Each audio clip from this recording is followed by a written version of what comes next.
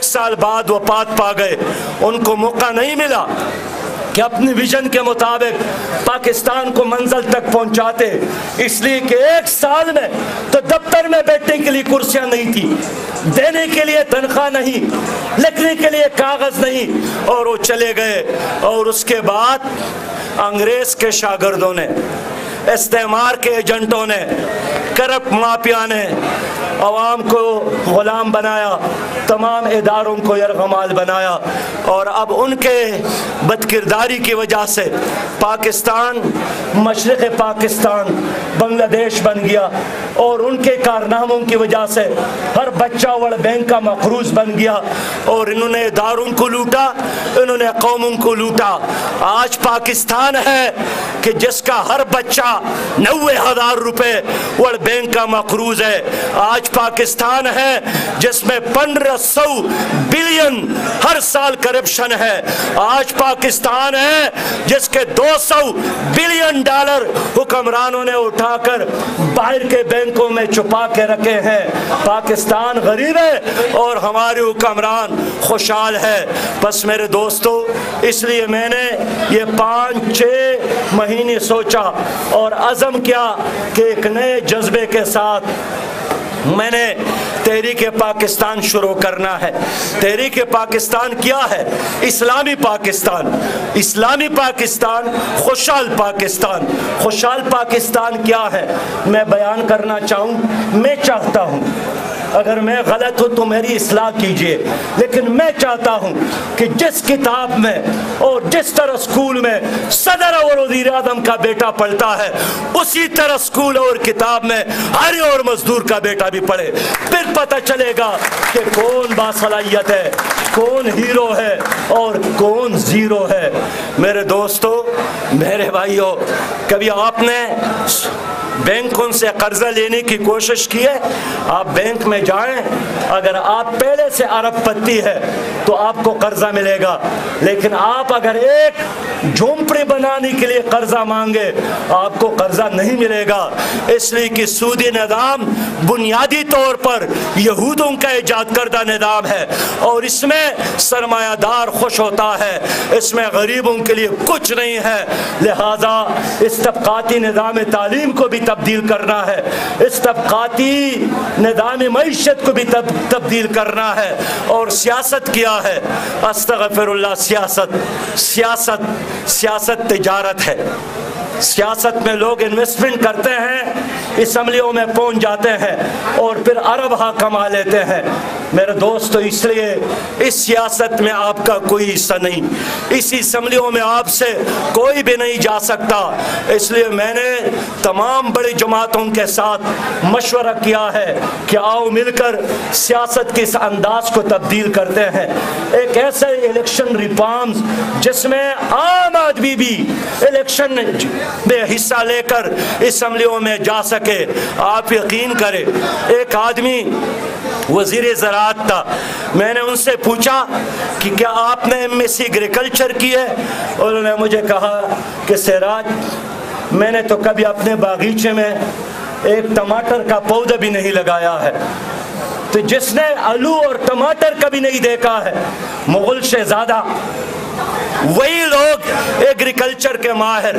اس ملک میں ان پڑھ وزیر تعلیم ہوتے ہیں، اس ملک میں سابقہ ڈرائیور اور کنڈکٹر وہ وزیر صحت بنتے ہیں۔ میرے دوستوں اور میرے بھائیوں، کیا یہ جمہوریت ہے؟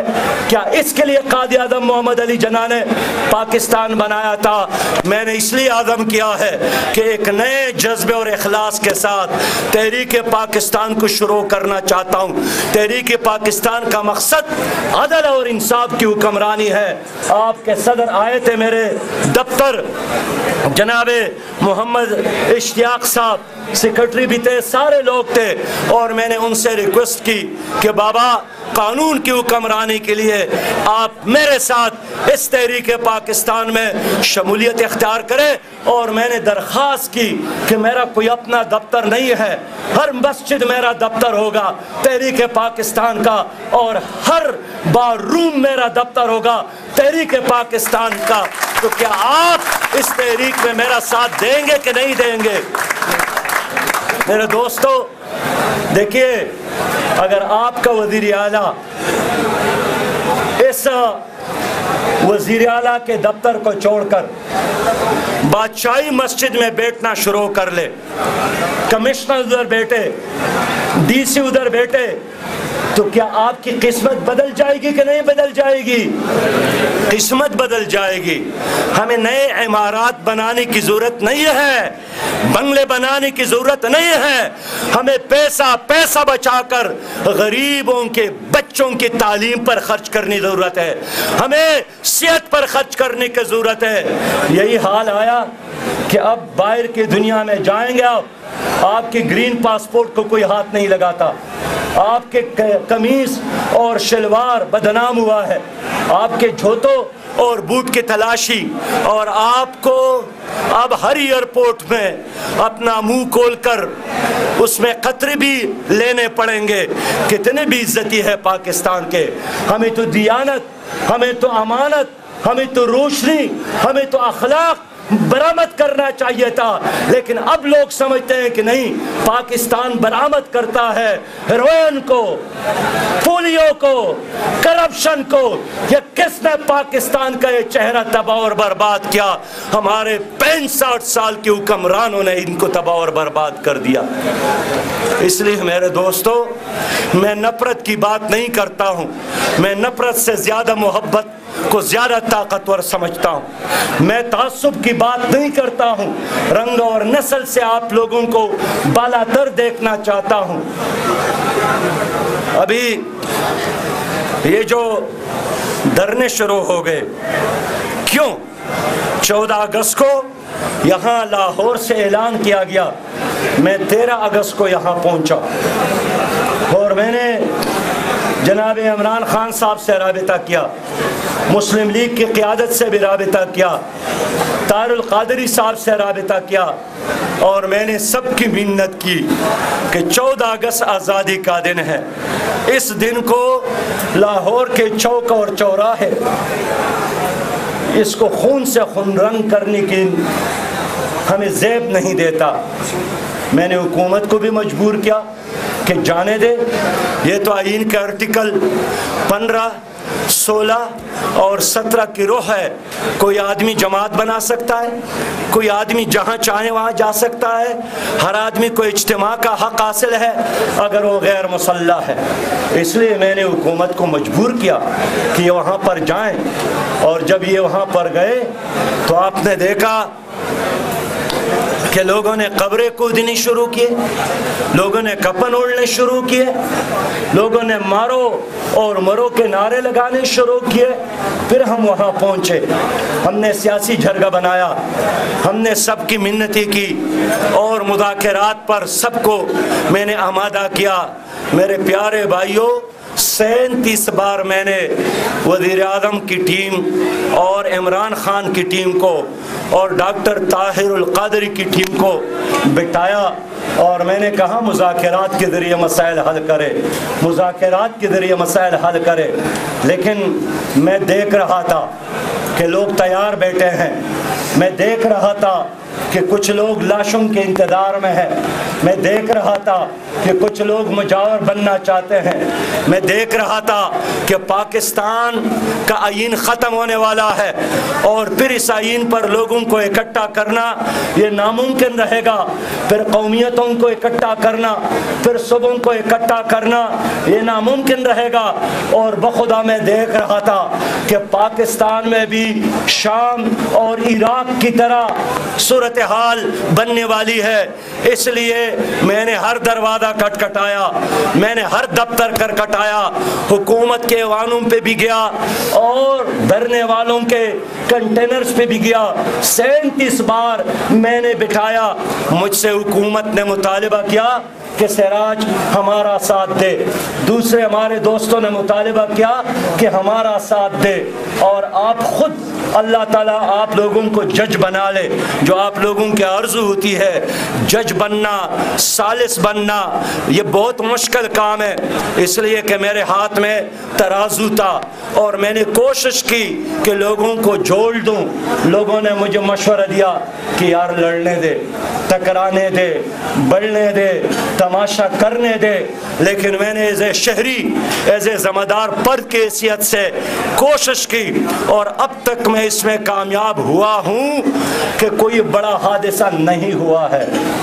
میرے دوستو، گزشتہ دنوں جناب عمران خان صاحب میرے پاس آئے، میں نے ان کو چائے پہ بھی بلایا اور ان سے پھر میں نے مشاورت کی کہ اس بحران کا ایک تمت بالخیر ہونا چاہیے، عزت کے ساتھ، قوم اور ملک کے ساتھ، آئین نہ ٹوٹے، مارشل لا نہ آئے، کوئی تماشا نہ بنے۔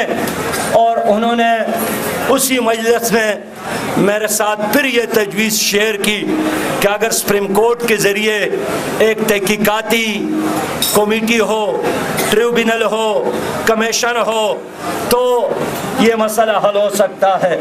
میں نے اس کو اپریشیٹ بھی کیا اور میں سمجھتا ہوں، میں نے پھر حکومت کے نمائندوں کے ساتھ بھی بات کی کہ حکومت کو بھی اب پازیٹیو پیغام دینا چاہیے۔ رات انہوں نے رحیم یار خان میں تجویز دی کہ اس میں اور کچھ ادارے شامل ہو، لیکن میں اس کو ایک جزوی بات سمجھتا ہوں، اس پہ بات ہو سکتی ہے، لیکن میں کہتا ہوں کہ سپریم کورٹ کے طرح رجوع کرنا، سپریم کورٹ پر اعتماد کرنا، سپریم کورٹ کو اختیار دینا اور سپریم کورٹ کو ثالث مان کر ان کے فیصلے کو تسلیم کرنے کا یہ اعلان، میں نے اس کو پازیٹیو لیا ہے۔ باقی کون اس میں اور ہو کون نہ ہو، یہ ایک جزوی بات ہے، یہ چھوٹی بات ہے، اس پہ بات آگے بڑھائی جا سکتی ہے، لیکن اب میں حکومت سے بھی درخواست کروں گا کہ وہ بھی پازیٹیو رسپانس دے دے۔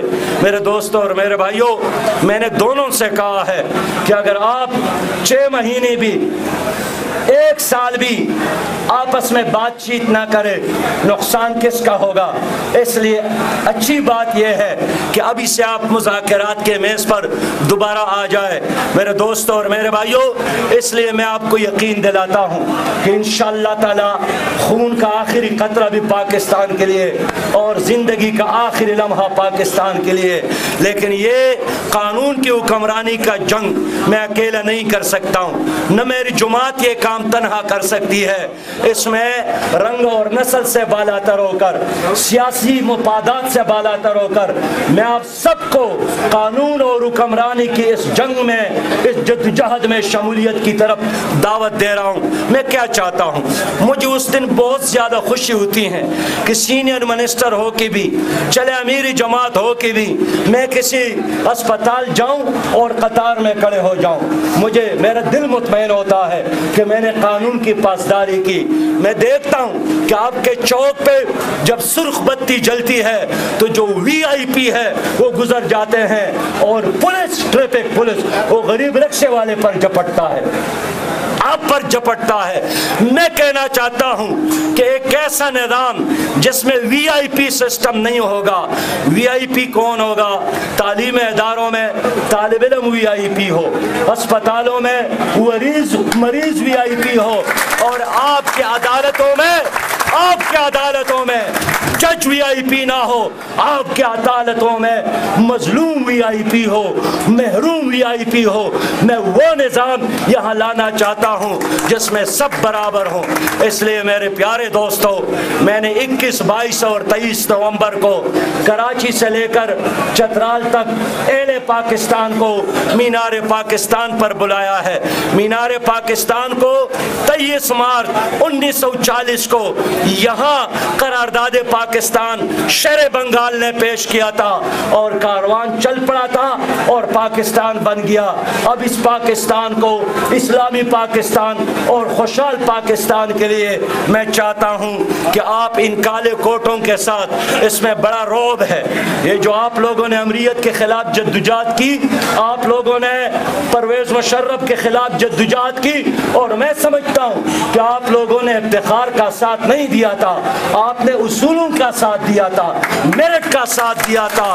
اس لیے وہ جو ابابیل بن گئے تھے طیرن ابابیل، اور آپ کے چھوٹے چھوٹے کنکروں سے وہ جو تکبر اور غرور کا پہاڑ تھا وہ پاش پاش ہو گیا تھا۔ میں ایک بار پھر چاہتا ہوں کہ ان کالے کوٹوں کے ساتھ میں مینار پاکستان پر آپ کا استقبال کروں، آپ کا انتظار کروں، اور انشاءاللہ تعالی نئے عزم کے ساتھ آپ میرے ساتھ اس سفر میں شریک ہوں۔ وہ جو کہتے ہیں کہ قافلہ جو عزم یقین سے نکلے گا، جہاں سے چاہے گا راستہ وہی سے نکلے گا۔ وطن کی ریت ذرا ایڑیاں رگڑنے دو، مجھے یقین ہے پانی یہی سے نکلے گا۔ وآخر دعوانا ان الحمدللہ رب العالمین۔